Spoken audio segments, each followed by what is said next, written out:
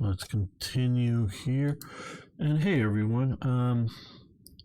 Because as Scooter was saying earlier, there are a lot of new people here. If you haven't already, you can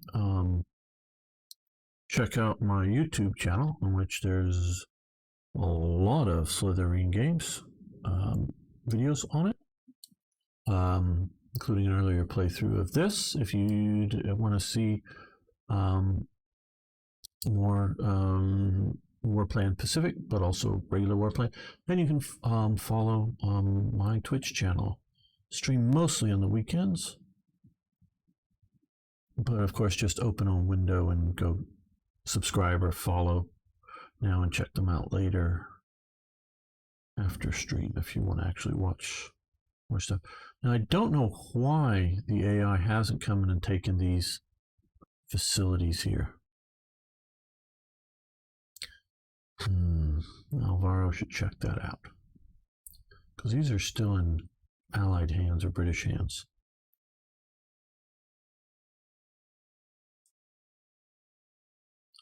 I need fighter coverage. We sunk a battle cruiser squadron. That was good. Now again, back to production. Okay. 120 days. Large infantry corps 216. I think with what we're facing,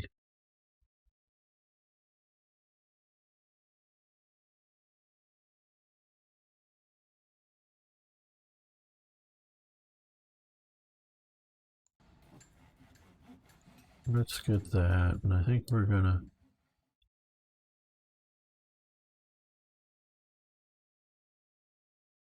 large infantry corps as well.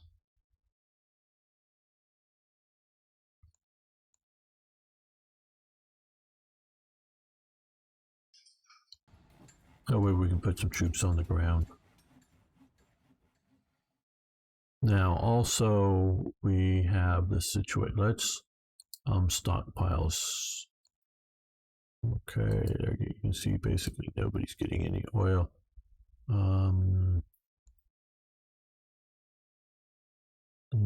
Australia's getting some, but not very much. New Zealand, not at all.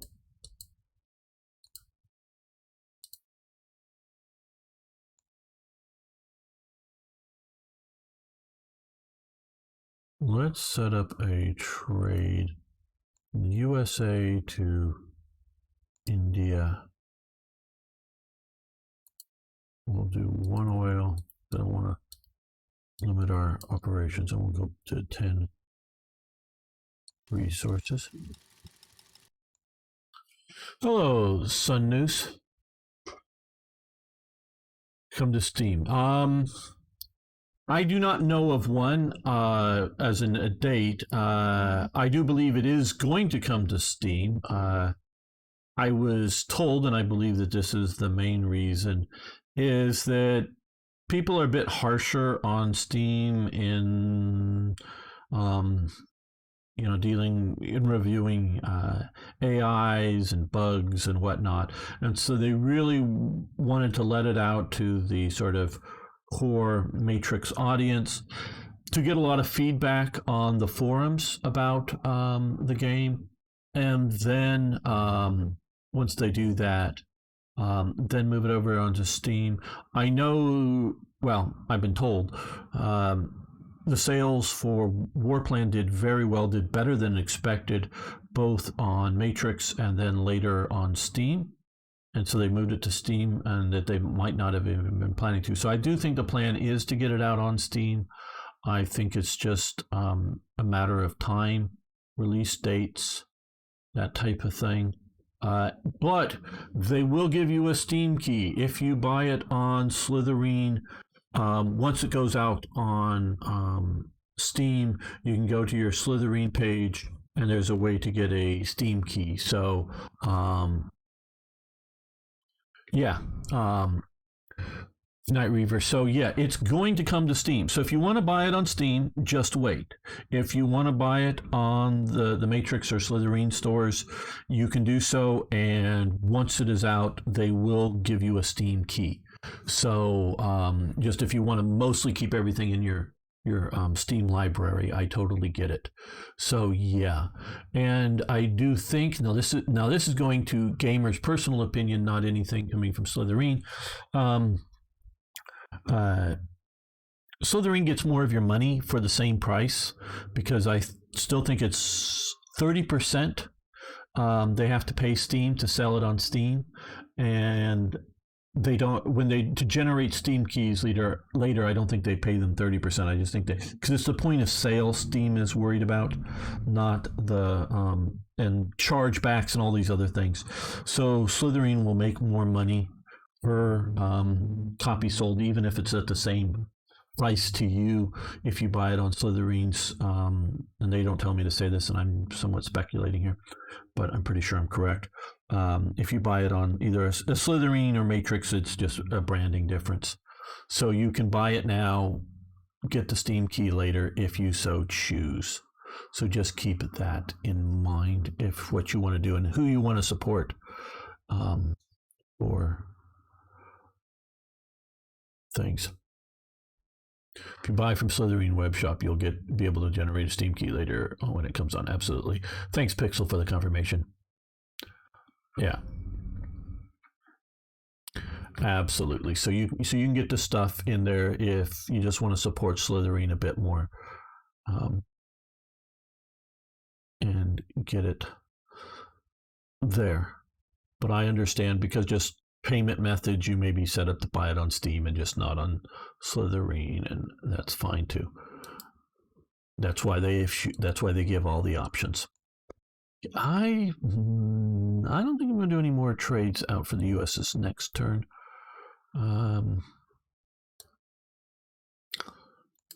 Yeah, I don't think so. So we've deployed, we've done that. Let's continue here.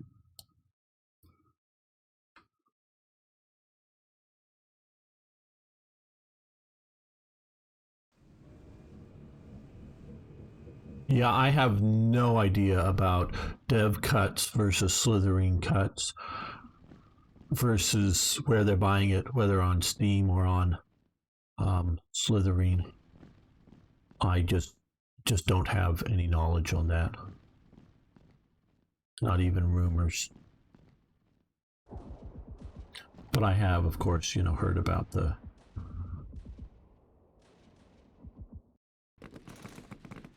situation with games on Steam being a lot more, taking a very big cut. I love Steam. I use Steam as my primary games purchasing platform, but I'm very, very, very concerned about Steam being too much of a monopoly, and then being able to set like 30% requirements. So I'm glad, whether it's GOG, whether it's what's the other big one, I'm blanking on it right now, but that there are other options to buy games on to keep that cut from either going up or preferably pushing it down. Epic, that's exactly it. Thanks, Gilmore and Night Reaver. Yeah, Epic, that's what I was thinking of. Yeah, so as opposed to a publisher's site like Slytherin Matrix, but a general marketplace. And so I really want others to be out there, and I really want them to also push to compete, so to build a better thing than Steam. So I might want to switch over.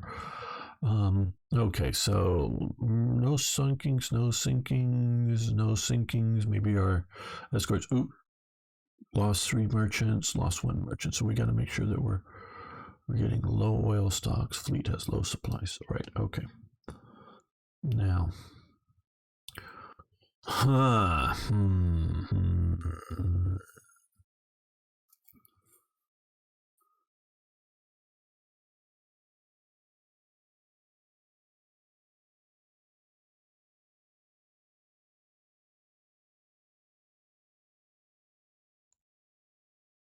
Okay. You can come to there.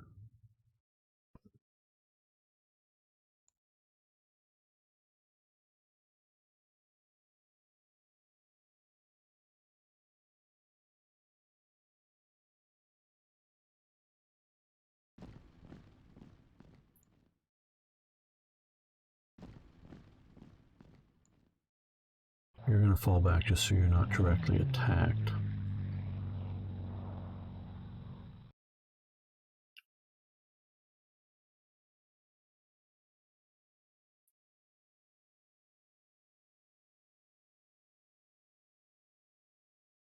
I got to think about this for a bit while I look at some other things.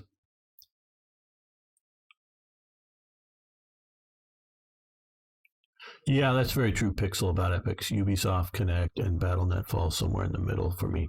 Yeah, I have not tried Ubisoft Connect or Battle.net at all. So yeah, I don't think most people would have a problem with having two, maybe three main launching systems like Steam, like Epic on their systems. And if most of those could handle most games out there, that would be the way to go. I know Epic has spent a lot of money to try to get exclusives, just so that people install Epic on their system and set up to be able to make payments on it. So I'm I have not really used Epic, but I'm cheering for them just to sort of keep Steam from pushing too hard on things. Okay, our Marines are coming. The Marines are coming, right?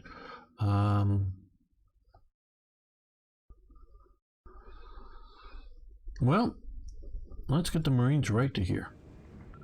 Yep. And that was a risk, and I know that, but I just didn't think there was ships really close enough to intervene. So now we are ashore here, and good.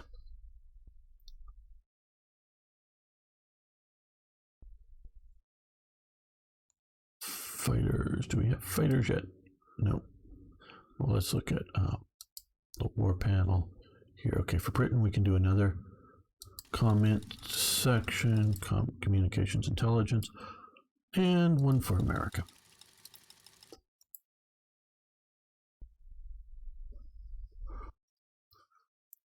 Right.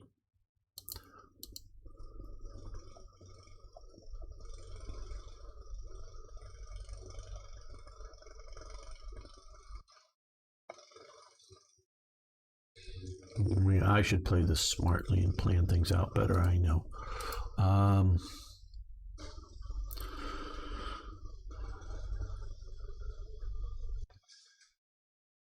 Well, we don't have a lot of... And I just did that, didn't I? Yeah, looking at the aircraft over here that don't look like they have close air support, tactical. Yeah, okay, let's unselect all, reselect here. We're gonna move you. Oh, damn, we still don't have enough oil? What is... We stopped giving away oil. I don't have any in the stockpile and it's upkeep. Okay. I don't know if it's the lack of...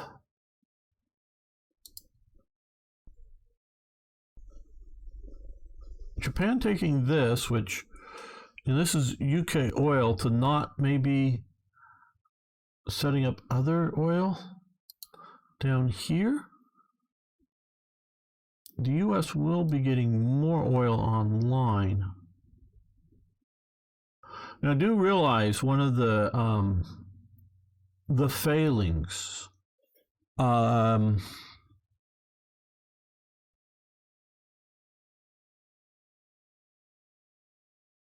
say the second biggest failing of Pearl Harbor.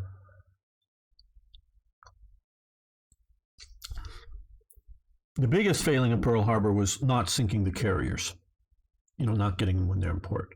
The second biggest, and I was almost about ready to say the biggest, but the second biggest failing was the failure of the Japanese to attack the oil reserves at Pearl Harbor, because there were some large oil tanks there that had ship oil. These basically all of these big ships are steam powered on limitedly refined oil. And I say that because supposedly some of which is sort of almost light sweet crude, some of the oil coming out here, they could burn almost straight out of the ground. And probably they could burn Alaskan light sweet crude is what it's called, coming out of Alaska. It's a grade. They could probably burn that almost straight out of the ground without any refining. Still, it would be better to refine it a little bit just to get rid of impurities and not have to clean out the burners as much, because eventually you just gunk them up with residue stuff if you're not refining it at all. But for a limited time, you could literally, pipe right out of the ground, right into the ship and go. But you either have to clean it a lot more, or you're just going to,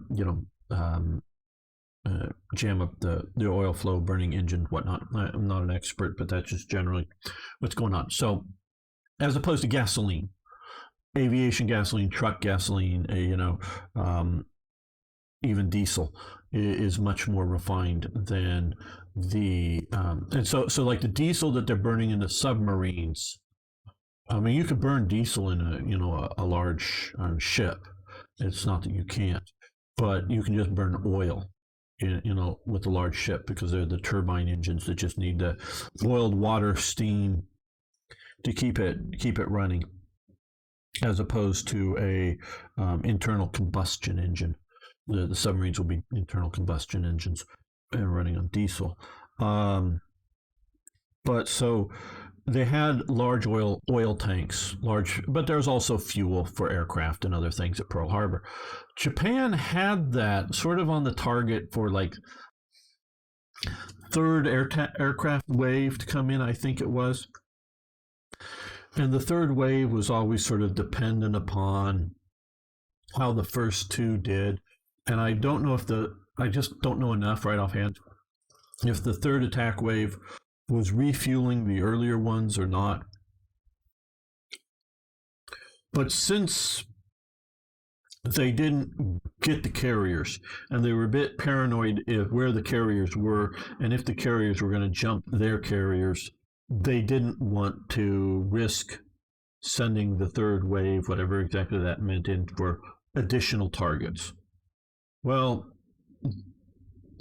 the plan overall, at least, maybe not in detail, but the plan to attack Pearl Harbor is definitely Yamamoto's baby. They get a lot of the inspiration. Hope this is interesting to you guys.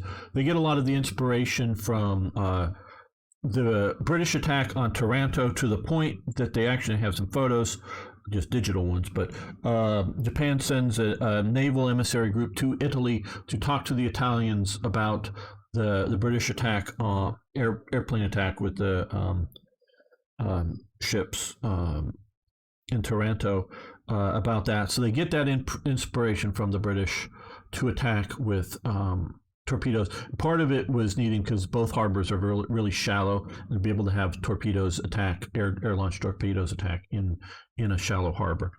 So they get that. But Yamamoto's planning this. Yamamoto spent, a couple of years in the United States as a young man, going to college and then traveling all over the United States, including Texas.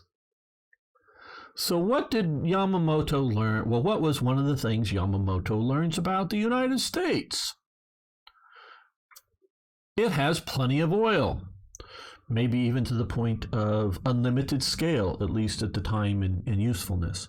So he did not see the oil at Pearl Harbor to be such an important thing. The problem is probably for about 6 months or more, if they had destroyed those oil tanks, the United States fleet could not have operated. It would have just shut down operations, because there really wasn't the ability to get the oil out there and then store it. Because, you can have some oil tankers. Now, oil tankers are already all busy doing something important already. Not that they can't be retasked. But you need to get it stored up. And so that would have done tremendous damage to the U.S. had they attacked the oil and successfully. And they probably would have been successful if they had just done that. So, okay, so we're confronting them here. We're getting close. I want to get fighters up, get some more fighter coverage.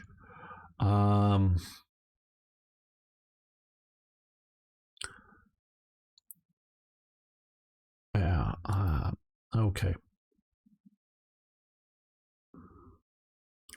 Well, let's come back and okay. What we need. Okay, oil, USA, Britain. We want to send them 5 oil.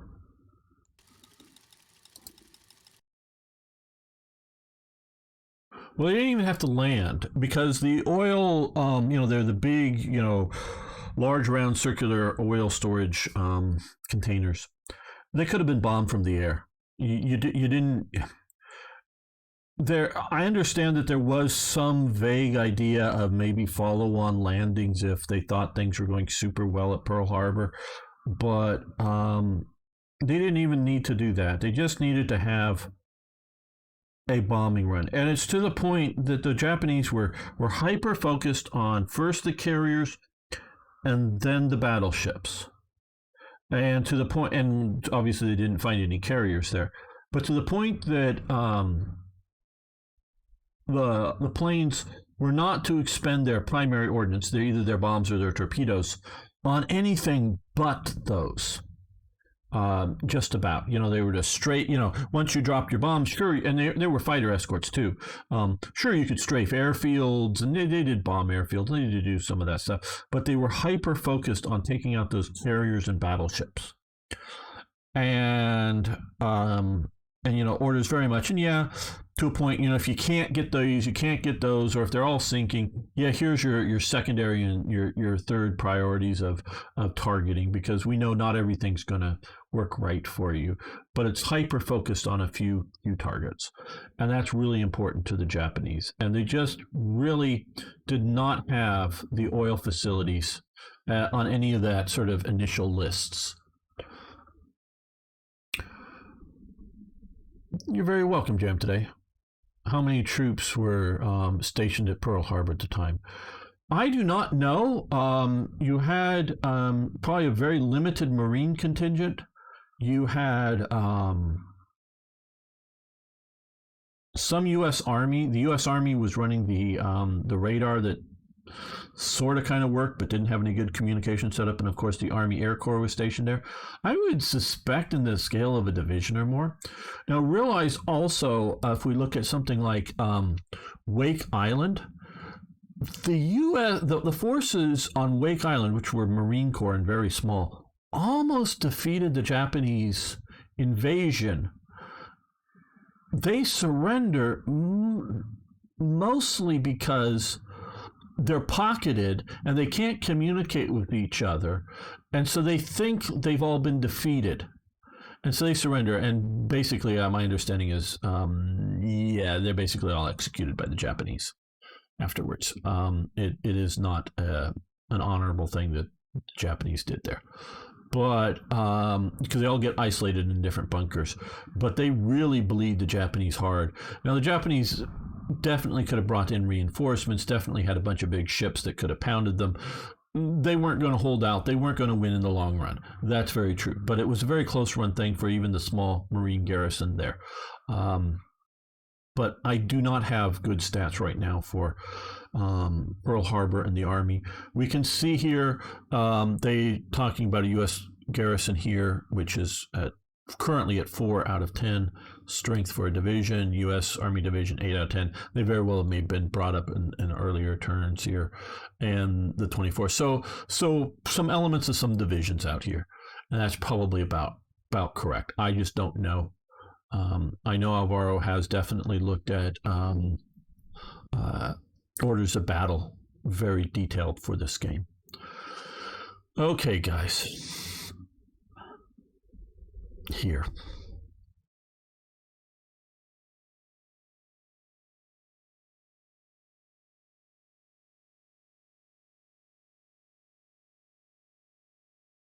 Well, if they push me in the north,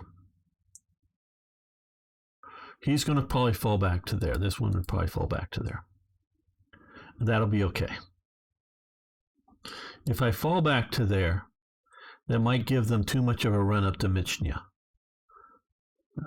however you pronounce it.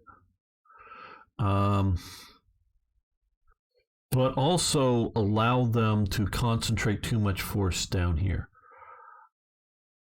They might be able to push this guy out here, but probably back to there. Hopefully they won't be able to cut him off.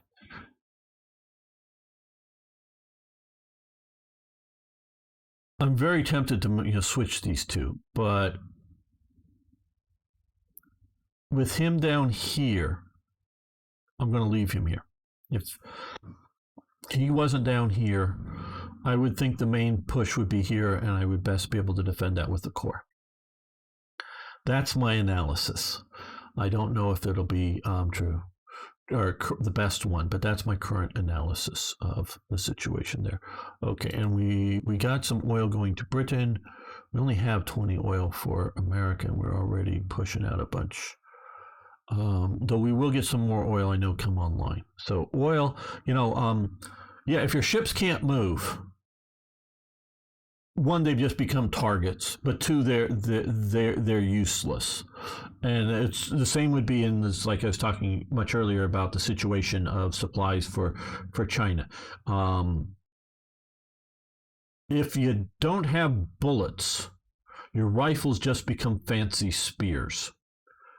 And there's a constant problem and for that. And for whether for training on the Chinese side, holding up your rifle and going bang, or even using modern VR stuff, is not proper training for using firearms. It just isn't. Sorry if you think you played some VR and you know how to use a gun. It's not at all. I'm sure it's better than just having a pointy stick and going bang for training, but it ain't the same. So the lack of training on the ability to train on the Chinese side is incredible for ammunition. And even if you have units with, we have 30 rifle rounds per man in China,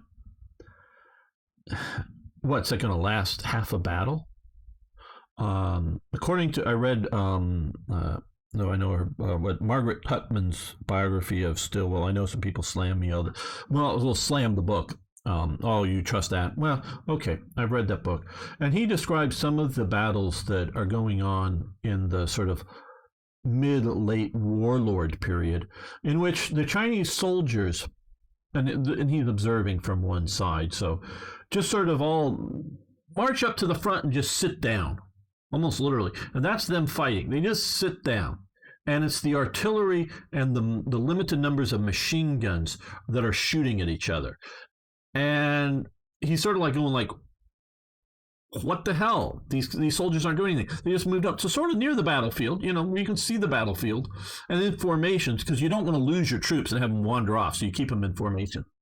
And they just sort of sit there and look at the enemy, way across it, not like you're close, and they don't do anything. Well, if you don't have any goddamn ammo and you've only shot 5 rounds out of or you have like 20 rounds of ammo in your pouches for your rifle, and you've only shot 5 rounds of ammo in your life, what good is having your troops go and shoot at anything?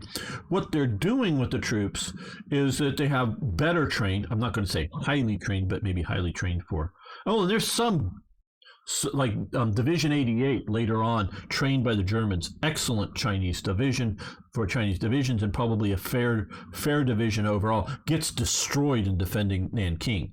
But D88 is a very good one, and they're the ones that get issued with the Panzer I tanks and some of the other stuff that they have their own set of problems, not just because they're Panzer Is, but other things they can get into. And so there are some good divisions. But a lot of them, they're just sort of like, they got some bullets, they got some rifles, they got whatever. It's the machine guns, it's the artillery. And once the commander at whatever level starts to like see, oh, my artillery is now firing it, effectively at the enemy infantry formations, and they're falling back. Well, now it's time to move your troops in, maybe not to shoot at them, just sort of give the impetus of, sort of like medieval warfare, if you will, or classical era warfare.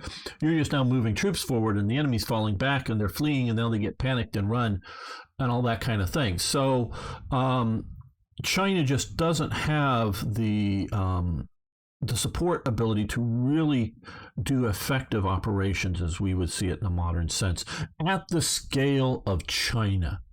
Again, I want to emphasize that because, like, where we're talking about D88 or some other divisions, yeah, they can put together a few good divisions and train them well and have them effective, but they're maybe just equal to the standard Japanese units, and they're going to be way outnumbered by them. So if you sort of use them, you lose them, but you only want to use them when you have an objective. So yeah, so you need fuel, you need supplies, and so that's one thing I'm looking at here, and I don't want to give up too much on the U.S. for that. We will be getting more oil coming in. Okay.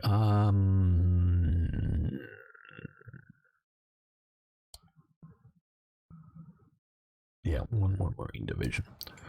And we'll save up more for some other stuff next turn, I think. And I don't think there's anything else I want to build.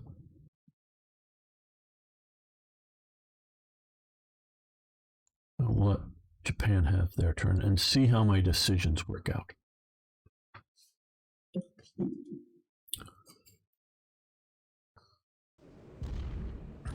Uh-oh. What are we seeing down here? Are they coming ashore? Or are they actually coming ashore in Australia? That will be a very interesting change of events. See, oh, yep, they moved up. They moved up there.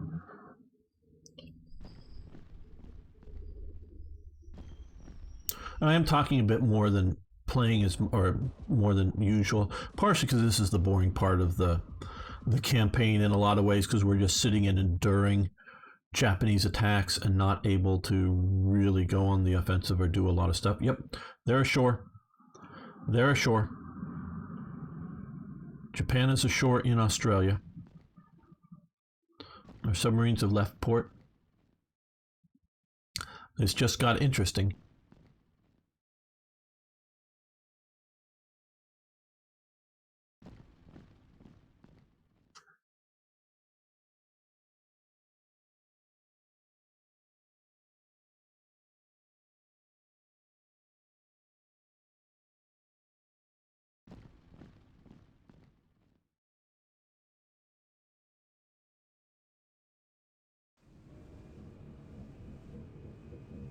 I thought they would take Port Moresby or something first. Wow. Okay, Allies deliver resource right. More transports, we need those. Japan changed its codes. Okay, invades Australia. Yes, we just noticed. Okay, merchant marine hits pretty bad. Okay, we got to make sure we're rebuilding the merchant marines. But here we go.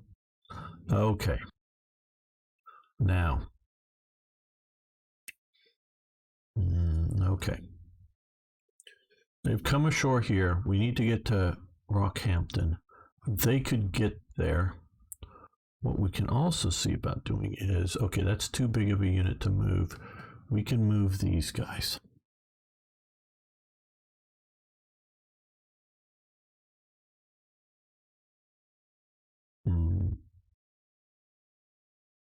Well, okay. Okay, gamers, settle down. What do we need to do first? Advancements. Oh, China can do some more research here. So let's just do this while I'm contemplating in my head, back in my head, what steps I should take now to turn this invasion into a, it's like anti-submarine warfare for China makes no sense. Not going to be facing tanks, so probably don't need tanks. Well, let's improve assaults, and we're doing there, we're getting here. Interceptors, close air support. Jackson Marines, a lot of these just don't make any sense for China, which, I mean, that's fine. Yeah, let's continue to do approved assaults. Okay, first thing, let's come over here to Britain. Well, we have a core ready to go, but we're going to use a British intel thing to see. Okay, intel level is low, they're saying. Okay, but we can click here. Warships 2 with a destroyer group. Japanese Army status unknown. Risky move, yes. By them. Do you have ground enough to? Well, but we also see here. This is a looks like an HQ. Let's come ashore as well. But what we do have here is, and I want to, let's see, we're going to unselect you, and we're going to come up to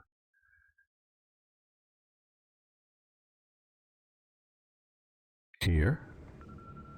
Enemy fails interdiction, and we're going to do carrier strike. Okay, well, it's quick 5 damage. Let's look at report. No, this one, combat log, carrier strike. Okay, we have all of our carriers here. Defending ships, a CLDD squadron, a heavy cruiser squadron, and a CLDD squadron. We sunk the heavy cruiser, the Nachi, and damaged the 4th CLDD squadron. So we have damaged their squadron. We're leaving that in the back. Now, I'm wondering about other. Maybe I should have done this first, but maybe I shouldn't. We're going to do an airstrike here now. Okay. And another one. And yep.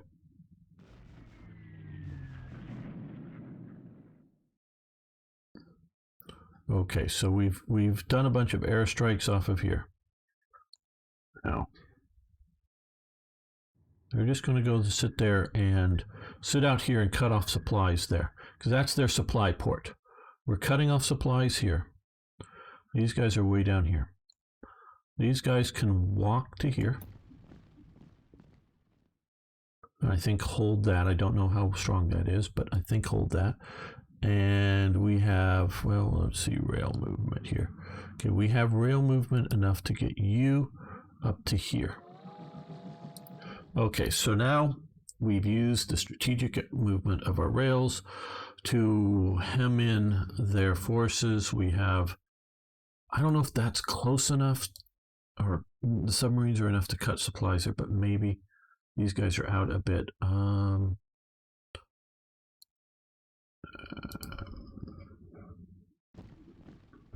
These guys look sort of guard Sydney. Right. Okay, well, this is interesting.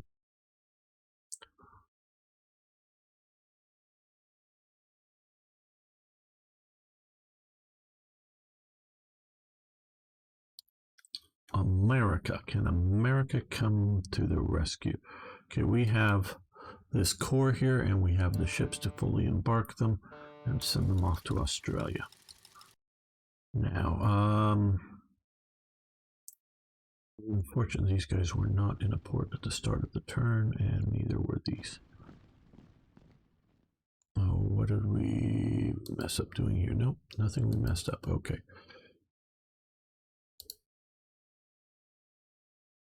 Deploy, yes, there we go.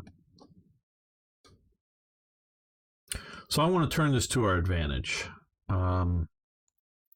I know this isn't trying to claim, you know, oh, no, this defeat was really a victory. No, what I'm hoping this is we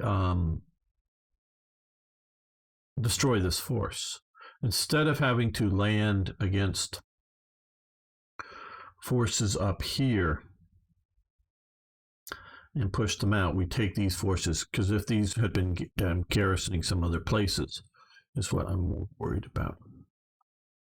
So yeah, no, this is looking interesting. Now down here, we saw that they pushed here. Okay, 10 for 10, but not been pushed. So we're going to swap these two out. Well, I don't know if that was a good trade, but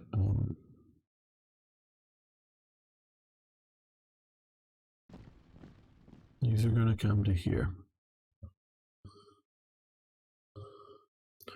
And we can see here now they have, well, this is a core that's fairly weakened. It's like at half strength or something, and this is a much more fuller core. That would have been potentially quite bad if they had just gotten a little better unit, but they weakened it attacking here. Now, I'm just looking for surface as well as aircraft. Okay, most of the aircraft are gone, so let's unselect all. Get these guys and get them out of ships. These guys, okay, next turn we'll try to get them, well, to the port and then get them up there. That'll be a while coming still. Not quite close enough for that, but I'm not going to move it just yet. Okay, let's look and see what's happening in China.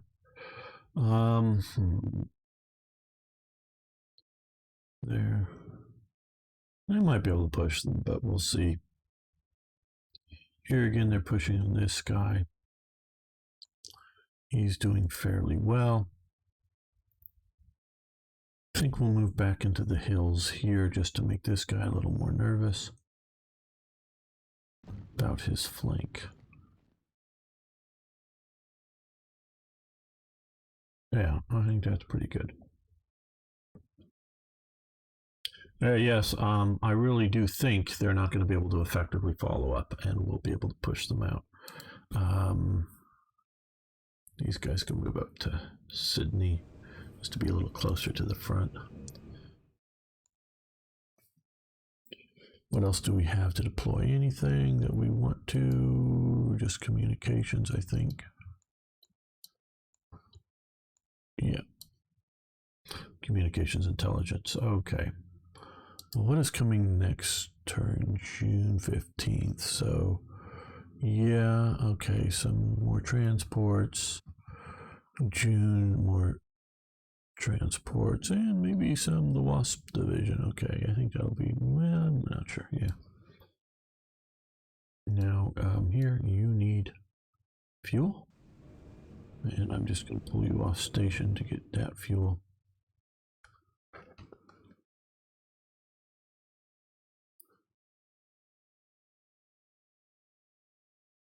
Okay, now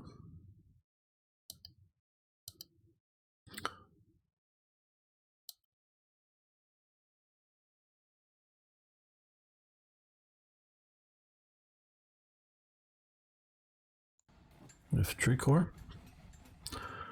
Don't think we're going to do an armored or mechanized corps. I mean, we could have afforded it before building something else, but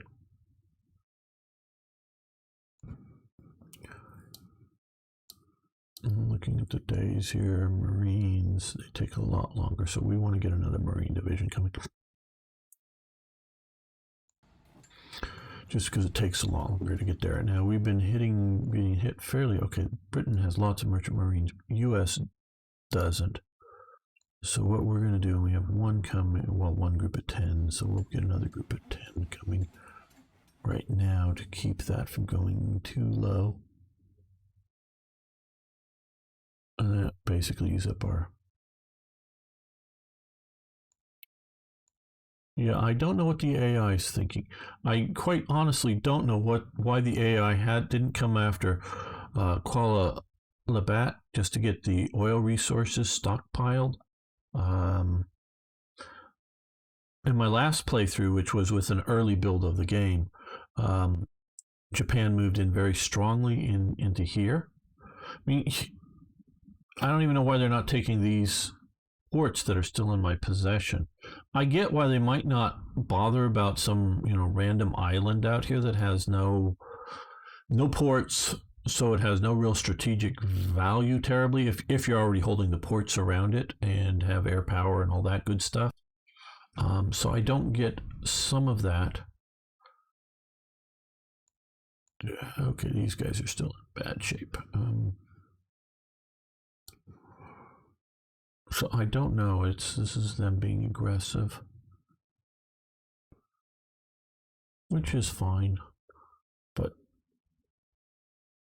no, I don't know. In Britain, they have a lot of forces here. They're getting some stockpile of oil. Yeah, let's build another large infantry corps from them. All right. Yeah, let's do another turn here. Trade, yeah. All I think doing pretty good. Let's see how the follow on to that.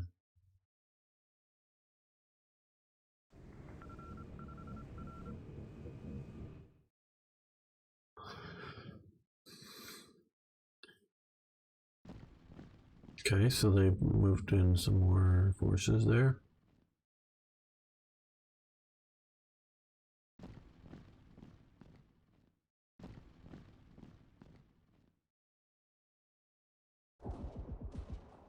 Yeah, they're pushing, trying to get across the Irrawaddy there.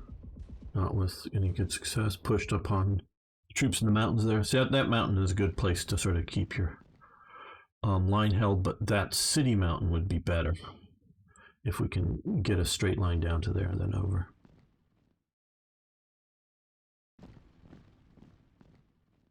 So we're going to go straight from south from Changsha down, well, theoretically Hong Kong or something, but not that I think I can actually put them out.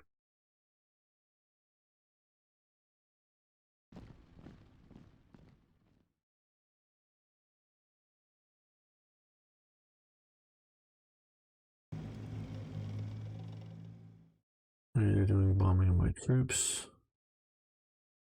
Okay, we deliver resources, more transports, and oiler supply.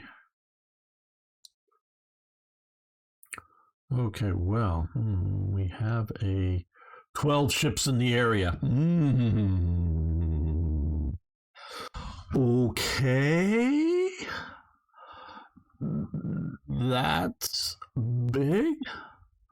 I'm going to save this right now before I make any stupid moves.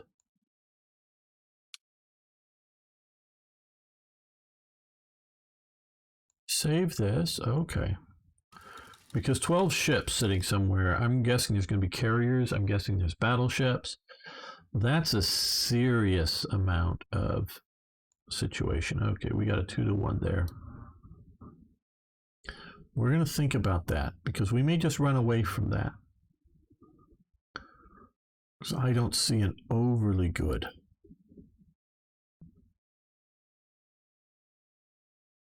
Yeah. No, you can move out that way, and you can move that way.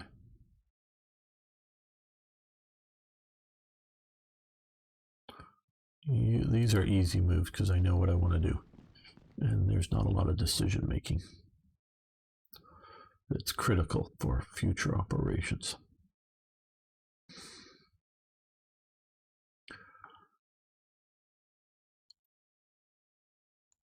Well,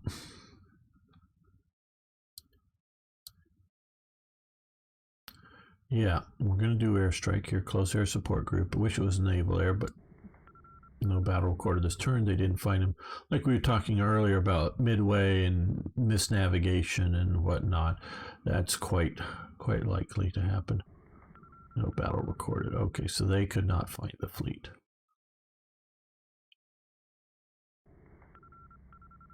They can't.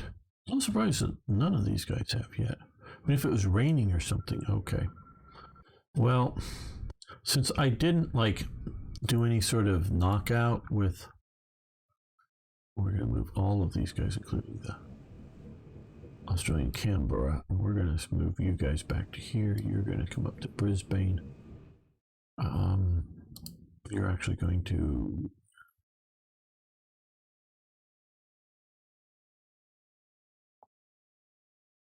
US subs are just super weak at this time.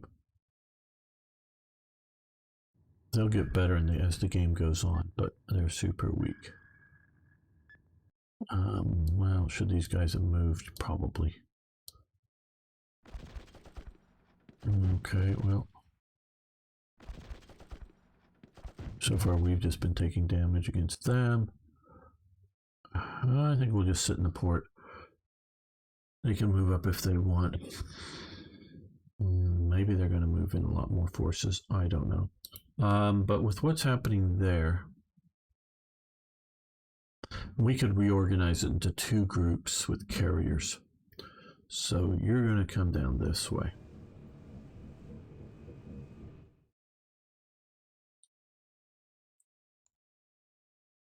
But you are going to come sit on here.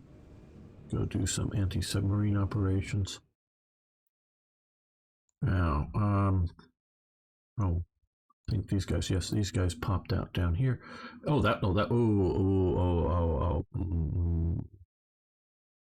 we haven't been able to find them. Let's see if they can find us. Oh, what the hell happened? Okay, we got munched. They found us. We couldn't find them, but they found us. Okay, guys. Let's look at the combat logs. Carrier interdiction. Okay. Yeah, we took 24 losses out of 40 from ships. So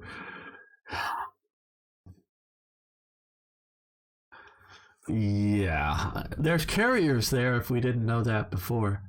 Yeah, bad dice, beam slam. Yeah.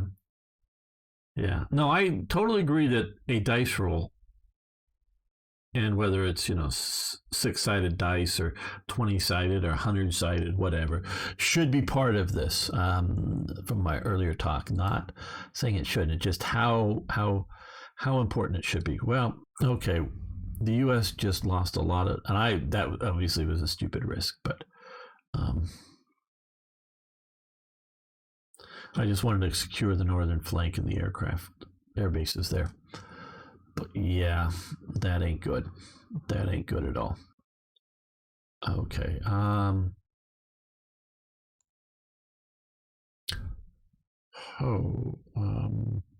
6 this division, or doesn't matter really. Let's put you on board ships and get you to Australia and be slightly smarter about it. Just slightly, because it's still me playing. Okay, well, we've got carrier and a battleship to deploy together. We're not going to deploy the airfields or the communications intelligence just yet. I think that one group is too far out to sea to do so effectively. Now what we are going to do is send these guys immediately to Australia, because they'll take another turn. And I wasn't quite sure whether if we sent these guys back to that point there, whether popping them out down here would be quicker than moving them this way or better. I don't know, but probably that would have been faster. So it would have been 1-2 turns. It would have been down here, but 1-2 turns to here instead of here. Yeah, I don't know, because I'm swinging these guys south instead of just running them straight through there. Talking about this fleet here. But we can, with this carrier plus the next carrier that's coming out here, we should probably do much better. And if we organize these up, because you can get too big of a fleet, get these organized up.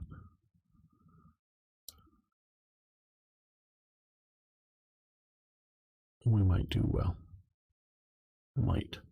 But then again, it is me playing. Okay. I think just continue to hold.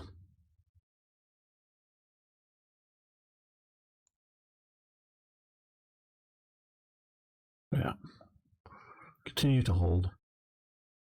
Now let's look at production. Britain,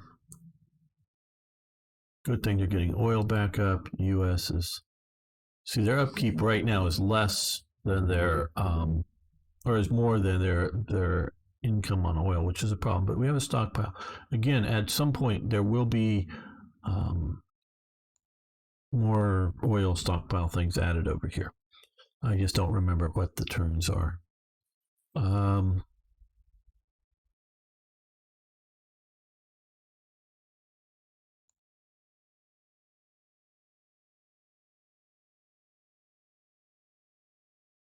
Yeah, we'll have use for them some way or another. I quite honestly would rather have more Marine divisions for offensive operations, but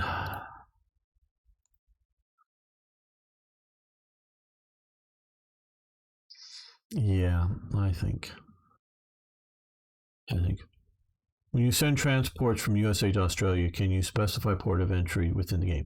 No. What the way this works is this, if you come to this hex here, it goes to the west coast, which is basically outside of this hex. If you come to here, you come to here. Now, if you're in Australia, and which I know I did send some forces because they were sort of over here, it might be better to send it to here, to India, which then pops them out here. Or if you want to go back to Australia. So I just have been tendency to sort of sail direct, but this would probably be better for the India Australia connection too. So that's how this sort of works. It's sort of strategic deployment. How do I put this? Well, when you prepare for an operation and you're coming out of Pearl Harbor and you're moving around, you can go very quickly, most assuredly, but you're on a combat footing. Where this is representing here is coming around without coming through the combat field, and they could do that. And the time it takes, I don't really know if it's short. I mean, shortened on this map, but this map is designed because you got to remember this is a globe that they flattened. Okay, so the connection difference, if you're doing sort of great circle movements around this way, may not quite be the same as counting all of these hexes in between. But because we need sort of tactical or whatever hexes to operate in here, we've got to put the hexes. So this map ain't perfect. And so having these quick zip arounds is a bit to represent some of that. And I don't know how correct it is or isn't timing wise. But yeah, I think we did. Yeah, we deployed everything. Okay, and we've done, we're done there building, and we're building up there. And yeah, okay.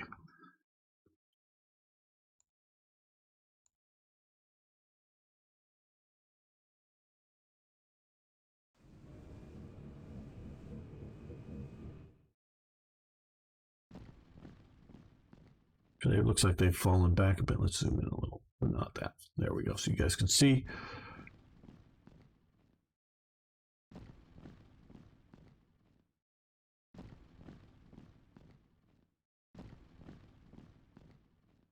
And some of this movement is to deal with partisans that are happening there. Oh, they pushed us back. That's what I was worried about.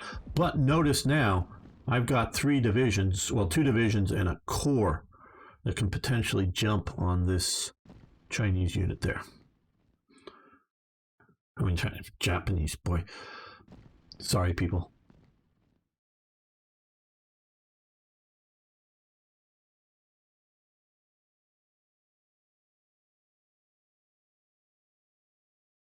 And yeah, Jam today.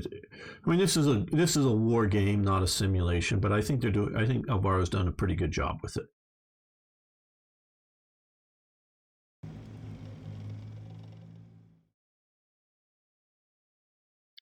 Okay, we're delivering assault improves for USA, interceptors advance for China, escorts added to the US availability pool. Oh, and here we go. Allied oil production and storage facilities there at 9790, which is here, right there. Okay, so yeah, we got 40 more oil. So yeah, that's good. Okay, they've moved their carriers back. We've got this really badly, but yeah. Okay, we're just going to put a little bit of pressure on them there. No, we're not going to attack. Just putting pressure. We're going to hold the port just to make sure we hold the ports. That's good there. Now here, okay. Well, and we may move back into their hex. But I think this is going to be it today. I've already gone a bit longer than scheduled, but I've just been having fun. I hope you all have. Let me drop again my links to my Twitch channel if you want to catch me live sometime. And I'm also dropping a link, copying my YouTube channel where I will post all kinds of things. Various Slytherin, as well as other companies, yes, but lots of Slytherin games you can check out. My earlier playthrough of WarPlan Pacific is all there. If you're just wanting to know some more of the details and later turns or whatnot, you can check stuff out there. So really do appreciate all of you watching this. I will be back Tuesday with Reconquista. I'll be playing an episode with Reconquista. We'll be looking at that. Really love Field of Glory 2 Medieval, and glad to be able to be playing that. So I'll be back Tuesday for Slytherin. So thank you, everyone. And